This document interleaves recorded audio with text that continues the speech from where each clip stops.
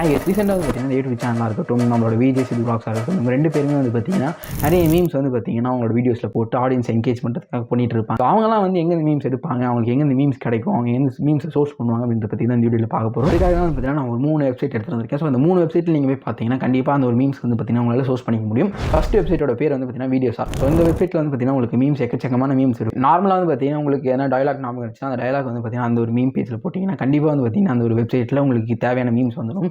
அப்படி வரலன்னா நான் இன்னொரு வெப்சைட் சொல்கிறேன். ஸோ அதில் போய் செக் பண்ணி பாருங்கள். searchmemes.in. ஸோ இந்த ஒரு வெப்சைட்டில் வந்து பார்த்தீங்கன்னா உங்களுக்கு மீம்ஸ் வந்து வீடியோஸாக கிடைக்காது, இமேஜ் தான் கிடைக்கும். அந்த இமேஜில் வந்து பார்த்தீங்கன்னா அவங்க படம் பேர் போட்டிருப்பாங்க. ஸோ அந்த படத்தை வந்து பார்த்தீங்கன்னா அந்த படம் பேரை காப்பி பண்ணிவிட்டு அப்படியே தேர்ட் வெப்சைட்டில் போயிட்டு யூடியூப்பில் போய் போட்டிங்கன்னா அங்கே வந்து பார்த்தீங்கன்னா உங்களுக்கு அந்த படம் வந்துடும். ஸோ அந்த படத்தில் போயிட்டு நீங்கள் வந்து பார்த்தீங்கன்னா அந்த சீனை ஓட்டி பார்த்துட்டு அதில் வந்து பார்த்தீங்கன்னா ஸ்க்ரீன் ரெக்கார்ட் பண்ணி நீங்கள் வந்து எடுத்து போட்டுக்கலாம். ஸோ இதுதான் வந்து பார்த்தீங்கன்னா இந்த 3 வெப்சைட். 3வது வெப்சைட் தான் வந்து பார்த்தீங்கன்னா யூடியூப். ஸோ யூடியூப்பில் வந்து பார்த்தீங்கன்னா உங்களுக்கு என்ன டயலாக்ஸ் வேணாலும் யூடியூப்பில் தெரியும், தாராளமாக கிடைக்கும்.